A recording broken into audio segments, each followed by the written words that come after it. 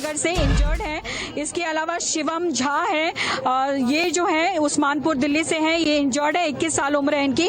Unknown एक है जो इंजर्ड है। इसके अलावा मोहम्मद शहनवाज है। थोड़ा सा रोक रही हूँ, थोड़ा सा पल्लवी, बहुत बड़ी खबर सामने आ रही है। पहला क्लू, पहला सुराग जो मिला है और पहली कामयाबी इसमें, ये देखिए सलमान का खुलासा हुआ है। 1 साल पहले इसने कार ली थी। दिल्ली पुलिस इससे पूछताछ कर रही है, जो लगभग आधे से पौन घंटे पहले हमारे सहयोगी बता रहे थे कि एक शख्स को डिटेन किया गया, हिरासत में लिया गया है। दिल्ली ब्लास्ट से जुड़ी बड़ी खबर आपको बता दें, यह i20 Hyundai कार, उसका ये मोहम्मद सलमान के नाम पर रजिस्टर्ड है, ये जानकारी मिल रही है। दिल्ली पुलिस ने सलमान को डिटेन कर लिया है। विमल कौशिक हमारे साथ है। विमल, क्या जानकारी मिल रही है इसको लेकर? ये शख्स क्या, इसके बारे में इंफॉर्मेशन?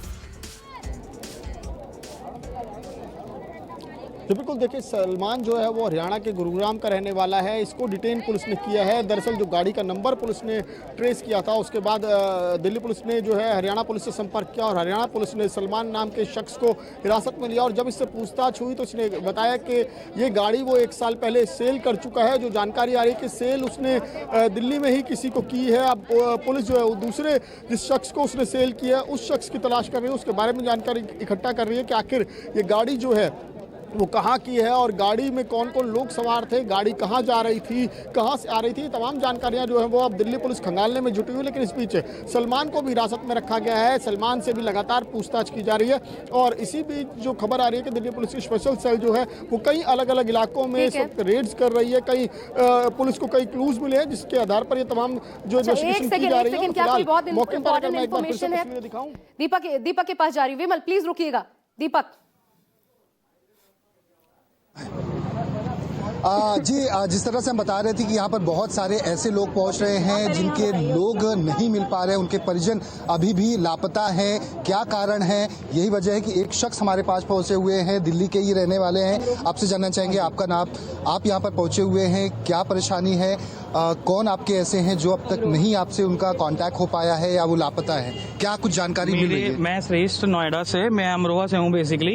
ये अशोक जी जो हैं इनसे मिलने मेरे ताऊजी आए हुए थे। एक नाम आपको बता दें, एक नाम हमारी संवाददाता पल्लवी झा ने पढ़ा हुआ है जो लिस्ट में आधिकारिक तौर पर दिया गया है। वो नाम है, अमरोहा यूपी के रहने वाले हैं, अशोक कुमार। उनकी डेथ हुई है और उनके ही परिजन हैं। उनसे मिलने आए हुए थे लोकेश जी, वो लापता है। यानी कि लोकेश जी का जो नाम यहाँ पर दिया हुआ है वो लोकेश जी का नाम नहीं है कहीं अभी। किनका नाम है? अशोक जी। अशोक जी लापता है। लोकेश जी से मिलने आए हुए थे और लोकेश जी की डेथ हो चुकी है, जो ऑफिशियली लिस्ट आई हुई है। आपसे और जानना चाहेंगे अच्छा, आधार कार्ड नंबर नहीं है जी। फोटो दिखा दीजिए एक बार कि किसी को कुछ जानकारी मिले तो कम से कम न्यूज़ 24 देखकर तमाम जो येलो कलर का कुछ पहना है जैकेट और ये फोटो है। नाम बता दीजिए। लोकेश जी, उम्र 50 से 55 के बीच में। ये लोकेश जी हैं जो कि 50 से 55 साल इनकी उम्र है। ये आए हुए थे अपने एक परिजन से मिलने के लिए, जिनसे मिलने आए थे उनकी डेथ हो चुकी है, जो ऑफिशियली जो एलएनजेपी से हमें जानकारी दी गई है, जो हमारे संवाददाता के पास लिस्ट है। अब इनके बारे में कुछ नहीं पता चल रहा है। आप उनके बेटे हैं भैया? ताऊ जी हैं मेरे। ताऊ जी कब निकले थे वो वहाँ के लिए? क्या बातचीत करने के लिए निकले थे? बात नहीं हुई है। 6 बजे से फोन लापता है और हम यहाँ ढूंढ रहे हैं कि कहाँ है। हमें बस ये जानना है कि लिस्ट में नाम होना चाहिए इंजर्ड वाली में, बस। तो वो अभी हम ढूंढ रहे हैं। तो ये लिस्ट फॉरवर्ड हो जाएगी कुछ? हाँ, मैं आपको करूंगी, प्लीज। लेकिन देखिए अभी नाम नहीं है। हाँ, कोई नहीं, हम देखते हैं। वो कुछ घर के कामकाज के लिए मैं आपके पास आती हूँ। फिर से एक बार विमल का रुख कर लेते हैं। बड़ी जानकारी जो दिल्ली ब्लास्ट में सबसे पहली और बड़ी जानकारी सामने आई है, सलमान नाम के शख्स को जो कि हरियाणा का है उसे डिटेन किया गया है। Over to you. और क्या जानकारियां है, किसको बेची थी इसने कार 1 साल पहले, अगर बेची तो इस बारे में, और फिर वहां से क्या कोई क्लू मिल पा रहा है? विमल। तो बिल्कुल देखिए, सलमान से लगातार पूछताछ की जा रही है। सलमान ने जो जानकारी दी है कि 1 साल पहले ये इसने दिल्ली के ओखला इलाके में ये गाड़ी जो है वो सेल की थी। अब पुलिस जो है ओखला इलाके में इस वक्त जो दबिश दे रही है और जांच कर रही है कि आखिर ये गाड़ी किसने खरीदी थी और ये गाड़ी कहाँ थी, कौन चला रहा था उस वक्त। क्योंकि जो जानकारी आई थी कि गाड़ी में 3 लोग सवार थे, वो 3 लोग कौन थे उनकी जाँच की जा रही है। और इसमें कहीं ना कहीं पुलिस को कुछ इस तरह की शुरुआती जानकारी भी मिल रही है कि क्या इसका कोई कनेक्शन इस्टेब्लिश हो रहा है जो हरियाणा में और जम्मू जम्मू कश्मीर पुलिस ने जो मिलकर जॉइंट ऑपरेशन हुआ उसमें जो 7 गिरफ्तारियां हुई हैं और जो बड़ी संख्या में जो ह्यूज क्वांटिटी में जो एक्सप्लोजिव मिला है, क्या उससे कोई कनेक्शन हो सकता है? क्योंकि हरियाणा नंबर की गाड़ी और जिस तरीके से जो कनेक्शन सामने आ रहा है वो भी लगभग उसी जगह के कुछ लोगों का कनेक्शन सामने आ रहा है। तो फिलहाल पुलिस अभी हालांकि इस मामले में कुछ कहने को तैयार नहीं है, लेकिन जिस तरीके से कड़ी दर कड़ी जुड़ रही है, जिस तरीके से तमाम एजेंसियां यहाँ पर मौजूद हैं, चाहे वो यूपी एटीएस की टीम हो, एनआईए की टीम हो, दिल्ली पुलिस की स्पेशल सेल हो, हरियाणा पुलिस की एसओजी हो, तमाम एजेंसीज जो खासकर इस तरह के टेरर आउटफिट्स के लिए काम कर रही हैं, जो स्पेशलाइज्ड एजेंसीज हैं, वो तमाम एजेंसियां यहाँ पर पहुंची हुई हैं। और अगर सिर्फ इस घटना के बाद की मैं बात करूं तो तमाम कई बड़े शहर हैं जहाँ पर हाई अलर्ट किया हुआ। दिल्ली में भी जगह जगह हाई अलर्ट है, जगह जगह जो चेकिंग चल रही है, चाहे गुरुग्राम हो, नोएडा हो, एनसीआर का इलाका ही नहीं बल्कि जो उत्तर प्रदेश के कई शहर हैं वहाँ पर भी हाई अलर्ट है। तो फिलहाल जो है पुलिस पूरी तरीके से अलर्ट है और लगातार जो है इस कनेक्शन से रिलेटेड जो है वो दबिश दी जा रही है। तमाम एजेंसियां यहाँ पर मौके पर पहुंची, खुद गृह मंत्री अमित शाह मौके पर पहुंचे हैं और जिन्होंने पूरे हालात की जानकारी दिल्ली पुलिस कमिश्नर से खुद भी ली है। और कल भी इसके लिए बाकायदा एक स्पेशल मीटिंग बुलाई गई है जिसमें ये जिक्र होगा, क्योंकि लगातार अगर हम बात करें तो पिछले कुछ दिनों से गिरफ्तारियां चल रही। देखिए इस सामने आपको एनएसजी की टीम दिख रही होगी जो यहाँ से सैंपल ले रही है, जो अपने इक्विपमेंट्स लेकर आई है, क्योंकि एनएसजी के जो एक्सप्लोजिव एक्सपर्ट्स होते हैं उनको इस पूरी इस जांच को करने में महारत हासिल होती है कि ये पता कर सकते हैं कि आखिर किस तरह का एक्सप्लोजिव था, क्योंकि यही सबसे बड़ा सवाल अभी भी बना हुआ है कि आखिर किस तरह का एक्सप्लोजिव था, किस तरह की डिवाइस थी जिसमें ये ब्लास्ट किया गया। क्योंकि बार बार जो घटना की जो जानकारी सामने आ रही है उसके मुताबिक गाड़ी जो है वो चल रही थी और चलती गाड़ी में ब्लास्ट हुआ।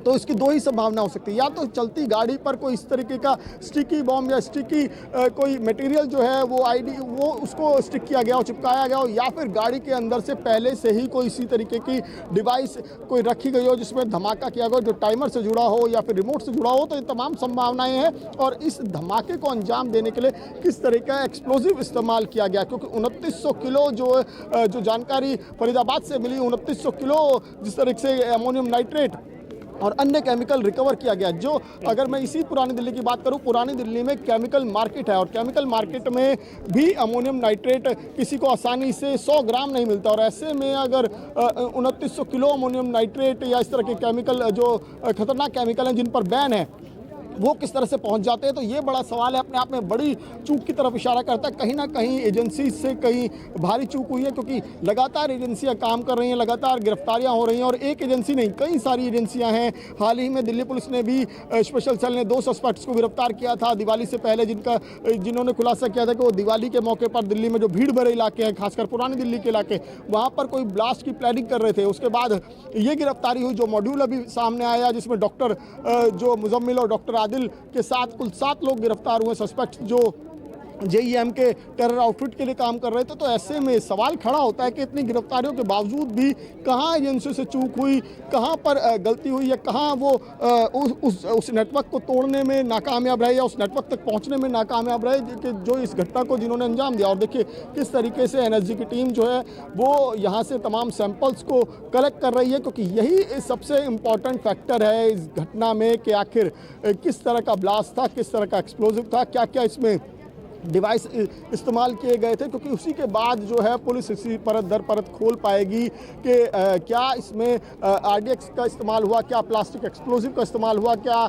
जो अमोनियम नाइट्रेट या इस तरह का कोई केमिकल होता है उसका इस्तेमाल किया गया, या फिर कुछ और। तो तमाम चीज़ें हैं जो लगातार अब एक तरफ इन्वेस्टिगेशन चल रही है, दूसरी तरफ धरपकड़ चल रही है, क्योंकि अभी सलमान की पहचान हुई है, सलमान को हिरासत में लिया गया है और उसकी पूछताछ के आधार पर एक आध शख्स का और नाम सामने आया जिसके बारे में पुलिस जो है तमाम जानकारियां इकट्ठी कर रही है और जिसकी तलाश पुलिस की तरफ से की जा रही है। इसके अलावा और जानकारी मिली है कि पुलिस की कई टीमें, जिसमें दिल्ली पुलिस की टीम है, हरियाणा पुलिस की टीम है, जो कई इलाकों में दबिश दे रही है। यानी कि हो सकता है कि सुबह तक इस मामले में कुछ और लोगों को हिरासत में ले जाए या फिर गिरफ्तार किया जाए, क्योंकि एक जो पूरी घटना हुई है जी, एक बड़ी घटना है। कई सालों बाद अगर हम दिल्ली की बात करें तो एक लंबे अंतराल के बाद दिल्ली में इस तरह की घटना हुई है, तो जाहिर तौर पर सवाल खड़े हो रहे हैं कि कहाँ चूक हो गई। जो इतने सालों से जो आतंकी लगातार कोशिश कर रहे थे लेकिन कामयाब नहीं हो पा रहे थे, तो आखिरकार ये घटना कैसे हुई। फिलहाल इसी की जो छानबीन में पुलिस और तमाम एजेंसियां जुटी हुई हैं।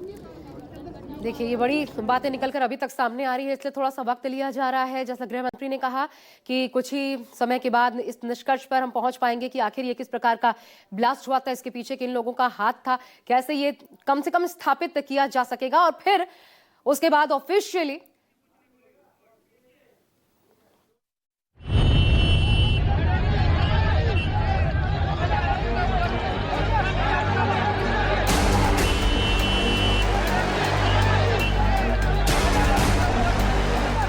सोमवार शाम 6:52 बजे दहल उठी दिल्ली।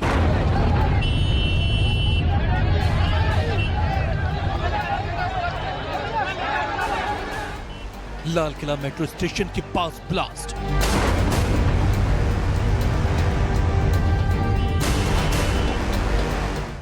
दिल्ली में ब्लास्ट के बाद देश भर में अलर्ट।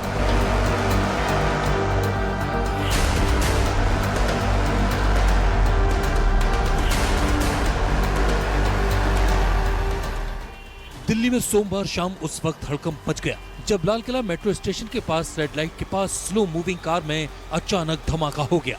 इस ब्लास्ट के बाद इलाके में चारों तरफ अफरा तफरी मच गई। धमाके की आवाज इतनी तेज थी कि ये आवाज कई किलोमीटर तक सुनाई दी।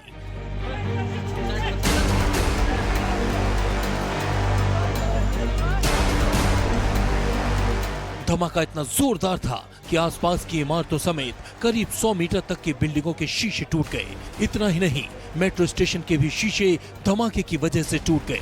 इन 5 तस्वीरों में आप उस वक्त के हालात देख सकते हैं जब धमाके के बाद चारों तरफ अफरा तफरी का माहौल था। धमाके के बाद गाड़ियां धधक रही थी, लोग इधर उधर भागते दिखे। ब्लास्ट में घायल लोग सड़क पर पड़े दिखाई दिए। कई गाड़ियों के धमाके के बाद परखच्चे उड़ गए, वो पूरी तरह से जलकर खाक हो गई। धमाके की खबर के बाद 7 फायर ब्रिगेड की गाड़ियां भी मौके पर पहुंची। इसके बाद मौके पर रेस्क्यू टीमों ने राहत और बचाव के काम शुरू किए।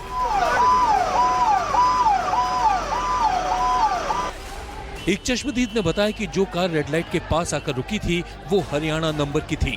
गाड़ी जाम में धीरे धीरे चल रही थी, एकदम ही इतना ब्लास्ट हुआ कि मेरा आगे फ्रंट शीशा निकल के सामने की गाड़ियों में गया और मैं उड़ गया एकदम। मेरा सीट बेल्ट भी हो गया एकदम और मेरे यहाँ पे अभी कमर में दर्द है। मुझे और ये नहीं पता कैसे हुआ ब्लास्ट, ऐसा लगा जैसे गाड़ी फट गई। हल्की हल्की जाम चल रहा था पर भीड़ भी बहुत थी। तो एक संग हुआ है ब्लास्ट, मैं भी सर गाड़ी पर से उतर के नीचे गिर गया था। मैं भी कम से कम 5 मिनट बाद उठाऊँ, मुझे भी होश आया 5 मिनट। यहाँ पे मैम चले पड़े थे और एम्बुलेंस आधे 1 घंटे बाद आई थी। यहाँ थे हम दरियागंज की रेड लाइट पर थे, वहाँ पर इतना जोरदार धमाका हुआ है, वहाँ पर इतनी जोरदार तेज आवाज़ आई कि एकदम से शॉक्ड हो गए। फिर मेरे पास में फ़ोन्स भी आए काफ़ी सारे। हमने कहा क्या हुआ, हमने कहा धमाका हुआ है। उसके बाद हमने दूर से आके देखा, हमने दूर से हम क्योंकि करीब में जा नहीं सकते थे। फिर यहाँ पे साइड में हमने देखा इंसान का हाथ पड़ा हुआ पूरा फटा हुआ। फिर आगे उस साइड देखा तो फेफड़ा पड़ा हुआ इंसान का। तो इतना ये आदमी सोच भी नहीं सकता कि एकदम से हुआ तो क्या हुआ इंसान। जिस टाइम आवाज़ आई धमाका हुआ तो मैं दुकान पे बैठा था, पीछे मेरी दुकान है, यहीं पे दुकान है यहीं पे, तो मैं चेयर पे बैठा हुआ था। एकदम से अचानक इतनी तेज धमाका हुआ कि मेरे लाइफ में इतनी तेज मैंने अपनी आवाज़ के भी नहीं सुना। धमाके के दहल पे मैं 3 बार गिरा हूँ, उठाऊँ फिर गिरा हूँ, उठा ऐसे धरती फटने वाला है, इतनी तेज धमाका हुई है। ठीक है, तो मैं दुकान छोड़ करके एकदम से भागा। मेरे साथ भी बहुत सारी पब्लिक भागी, एक पे एक पब्लिक गिर रही थी। उस टाइम ऐसा लग रहा था कि हम कुछ पल में दूसरा धमाका हुआ था, हम मरने वाले हैं। ऐसा लग रहा कि हम बचने का चांस, ऐसा लग रहा कि मौत को मुंह से देख रहे हैं, इस तरह से नजारा था। तो मैं भाग करके साइकिल मार्केट में गया, वहाँ जा करके मैं एक कोल्ड ड्रिंक लिया। 2 बंदे को ने मेरे पे अच्छे से काबू किया, मेरे को समझाया कि हो जाता तो फिर मेरे को रिलैक्स मिला। फिर मैं दोबारा आया दुकान पे चाबी ले करके, ये चाबी दुकान की, मैं चाबी दुकान बंद करके फिर आप घर जा रहा हूँ मैं। हम ये देखे, लपट देखा, अपने छत से देखा, तभी मैं नीचे उतर के आया कि जरा देखूं कहाँ है क्या। भाई गाड़ी में बम था। किसकी गाड़ी में? कार में। तो आप लोग वहीं खड़े थे? आप वहीं थे? मैं उसके पीछे पीछे चल रहा था। कार के? तो कितने लोग सवार थे उस गाड़ी में, कुछ पता चला? होंगे 4-5, कई जने वैसे चल गए आसपास में जो थे वो। कितनी गाड़ियाँ डैमेज हुई हैं यहाँ पे? कितनी? 2-3 गाड़ी। वो जो कार सवार थे उनकी क्या हालत कैसी है? कुछ तो गंभीर है, 8-10 तो गंभीर है, 20-25 जनों को वैसे चोट आई है उनके जैसे खींचड़ों से, और कुछ हाथों हाथ खत्म। नहीं, बात नहीं हुई। पुलिस ने सबको, पब्लिक को साइड में कर दिया था। मतलब मरीजों को लाते हुए देखा, सिर्फ घायल थे, काफी बुरी हालत थी, किसी का सिर कटा हुआ था, किसी का हाथ नहीं था, किसी का पैर नहीं था, कोई मतलब पूरे खून में लथपथ थे। कोई रिलेटिव्स वगैरह थे उनके? नहीं, सिर्फ एम्बुलेंस में उनको ला रहे थे एक के बाद एक। अच्छा, ऑलमोस्ट पुलिस कितने होंगे जवाब देते? काफ़ी ज़्यादा थे, 40-50 पुलिस लगी हुई थी। डॉक्टर्स सारे अंदर थे, मेडिकल स्टाफ सारा उनका बाहर था।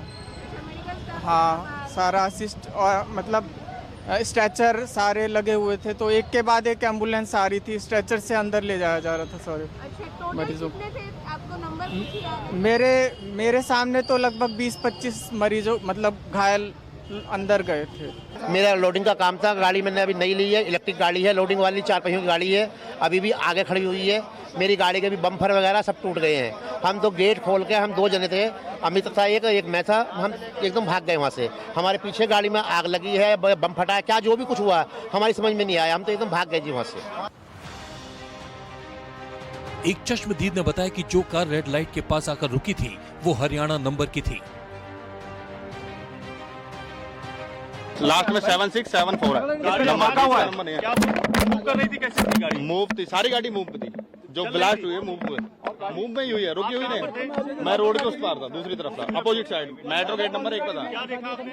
गाड़ी ब्लास्ट होती देखी ना, मैं तो जा रहा था घर अपने मेट्रो से। जब देखा गाड़ी ब्लास्ट हुई है तो मैं घर क्यों गया, फिर रोड पार करके। आप गाड़ी से थे या पैदल थे? नहीं पैदल, मैं तो मेट्रो से जा रहा था, पैदल था। ये मारुति की गाड़ी है, सुजुकी। हाँ, बताया जा रहा है कि दिल्ली में हुए ब्लास्ट के बाद धमाके वाली जगह पूरी तरह से काली पड़ गई है। धमाके के बाद crime branch, special branch, NSG, SFL, NIA और बम स्क्वाड की टीमें मौके पर पहुंची। टीम ने मौके से सैंपल कलेक्ट भी किए। इधर दिल्ली में हुए धमाके को लेकर गृह मंत्री अमित शाह का बयान भी सामने आया। अमित शाह ने बताया कि हादसा सुभाष मार्ग के पास हुआ, ब्लास्ट I-20 कार में हुआ है। धमाके के बाद जांच एजेंसियां मौके पर पहुंच चुकी हैं। धमाके की वजह क्या रही, इसकी अभी सभी एंगल से जांच की जा रही है। आज शाम करीब 7 बजे दिल्ली में लाल किले के पास सुभाष मार्ग ट्रैफिक सिग्नल पर I-20 हुंडई गाड़ी में एक ब्लास्ट हुआ है। ब्लास्ट के कारण आसपास की कुछ गाड़ियां और कुछ मार्ग पर जा रहे लोग भी इंजर्ड होने के समाचार हैं। प्राथमिक सूचना जो मिली है उसमें कुछ लोग हताहत भी हुए हैं। ब्लास्ट की सूचना आते ही 10 मिनट में Delhi crime branch, Delhi special branch की टीमें स्पॉट पर पहुंची है। एनएसजी और एनआईए की टीम एफएसएल के साथ अभी गहन जांच करने का शुरू किया है। आसपास के स्थान के सभी सीसीटीवी कैमरा और बाकी सब चीज़ों की जांच के आदेश दे दिए गए हैं। मेरी सीपी दिल्ली से भी बात हुई है, स्पेशल ब्रांच के इंचार्ज से भी बात हुई है। सीपी दिल्ली और स्पेशल ब्रांच के इंचार्ज स्पॉट पर मौजूद हैं। हम सभी संभावनाओं को तराश रहे हैं और सभी संभावनाओं को ध्यान में रखकर इसकी गहन जांच की जाएगी। सभी ऑप्शन की तुरंत जांच होकर नतीजा जो आएगा, जांच हम जनता के सामने रखेंगे। घटना के बाद गृह मंत्री अमित शाह भी घटनास्थल पर पहुंचे और हालात का जायजा लिया। यहां मौजूद सुरक्षा एजेंसियों के अफसरों से उन्होंने पूरे मामले की जानकारी ली। इसके बाद गृह मंत्री LNJP अस्पताल पहुंचे और घायलों से बात की। दिल्ली में हुए ब्लास्ट के बाद प्रधानमंत्री नरेंद्र मोदी ने भी गृह मंत्री से ब्लास्ट को लेकर बात की और पूरी जानकारी ली। हम सभी एंगल को खुला रखते हुए इसकी गहन जांच शुरू कर दी है। जैसे ही ब्लास्ट की सूचना मिली, Delhi police special cell, crime branch, NIA की टीम, एसपीजी की टीम, एफएसएल की टीम मौके पर पहुंच गई है और सभी प्रकार की जांच हम तेजी से कर रहे हैं। कुछ ही समय में मैं आशा करता हूं कि धमाके का कारण क्या है उसके निर्णय पर हमारी एजेंसियां पहुंच जाएगी और एफएसएल की सीनियर मोस्ट टीम भी यहां पर पहुंची। धमाके की सूचना आने के बाद तुरंत ही माननीय प्रधानमंत्री जी का मुझे फोन आया था। उसके बाद प्राथमिक इंफॉर्मेशन लेकर मैंने प्रधानमंत्री जी को भी ब्रीफ किया है और कल एक बड़े सवेरे ही सीनियर लोगों की टीम के साथ गृह मंत्रालय में बैठक कर इसकी डिटेल जांच की जाएगी। हम सभी एंगल्स को ओपन रखकर सभी दृष्टि से जांच कर रहे हैं। घटना किस कारण से हुई ये अभी कहना बहुत मुश्किल है। जब तक विस्फोट के स्पॉट पर से जो स्पेसिमेंस मिलेंगे, इसका जब तक एफएसएल का एनालिसिस, एनएसजी का एनालिसिस नहीं होता, इसके बारे में कुछ भी कहना दिक्कत है। मगर हम किसी भी एंगल को बंद नहीं मानते हैं। सभी एंगल का हम दृढ़ता के साथ आगे जांच करें। पीएम मोदी ने अपने एक्स हैंडल पर पोस्ट कर दिल्ली में हुए धमाके पर दुख जताया। पीएम ने मृतक परिवारों के प्रति अपनी संवेदना जाहिर की, तो वहीं घायलों के जल्द स्वस्थ होने की कामना की। इससे पहले मौके पर पहुंचे पुलिस आयुक्त सतीश गोलचा ने बताया कि एक स्लो मूविंग कार में धमाका हुआ है। गाड़ी में विस्फोट की वजह क्या रही, ये अभी जांच का विषय है। आज करीब 6:52 पे एक यहाँ पे रेड लाइट पे एक स्लो मूविंग व्हीकल जो रेड लाइट की तरफ आके रुका था, उसमें एक ये एक्सप्लोजन हुआ है। उस वक्त गाड़ी के अंदर जो पैसेंजर्स उसके अंदर ही थे और इस एक्सप्लोजन से जो है आसपास की गाड़ियों में भी क्षति हुई। जैसे ही इसकी खबर मिली, हम सारी एजेंसीज जो है, Delhi police, FSL, NIA, NSG, उनकी टीम्स यहाँ पे आ चुकी हैं और हालात का जायजा भी ले रही है। हर तरीके से इस जो है एक्सप्लोजन के बारे में जांच की जा रही है और जल्दी ही इसका आकलन करके इसका जो भी रिजल्ट निकलेगा वो आपको बताया जाएगा। इस इंसिडेंट में कुछ लोग को इंजरीज भी आई हैं और कुछ लोगों की डेथ भी हुई है, तो वो अभी हालात का जायजा लिया जा रहा है और एग्जैक्ट फिगर्स जो हैं आपको कुछ ही देर में बता दी जाएंगी। और सिचुएशन को रेगुलरली मॉनिटर किया जा रहा है और गृह मंत्री जी भी जो है उनसे रेगुलरली उनका फ़ोन भी आया था, उनको रेगुलरली ब्रीफ किया जा रहा है और उनको टाइम टू टाइम पूरी सूचना दी जा रही है और आगे जैसे भी हालात होंगे, जो भी नतीजा निकलेगा आपको बताया जाएगा। अभी इसको आकलन किया जा रहा है। दिल्ली में हुए इस धमाके के बाद अब पूरे देश में अलर्ट किया गया है। दिल्ली से लेकर मुंबई तक सुरक्षा व्यवस्था बढ़ा दी गई है और यूपी से लेकर उत्तराखंड तक पुलिस प्रशासन एक्टिव हो चुका है। लखनऊ, हरिद्वार, मुंबई शहर में सड़कों पर पुलिस गाड़ियों को रोककर चेकिंग कर रही है।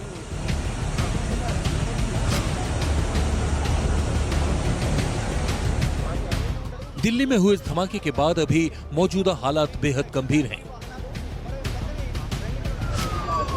दिल्ली के सभी बड़े अस्पतालों को अलर्ट पर रखा गया है। अगर घायलों के आंकड़े बढ़ते हैं तो उन्हें बड़े अस्पतालों में बड़े डॉक्टर्स की निगरानी में रखा जाएगा।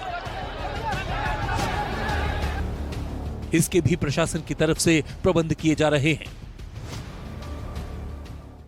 दिल्ली में आज लाल किले के पास करीब शाम को 7 बजे हुंडई i20 कार में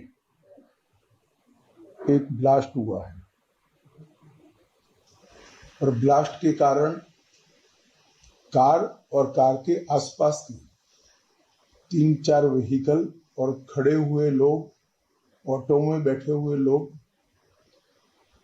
इंजर्ड भी हुए हैं और कुछ मृत्यु भी हुई है। अस्पताल के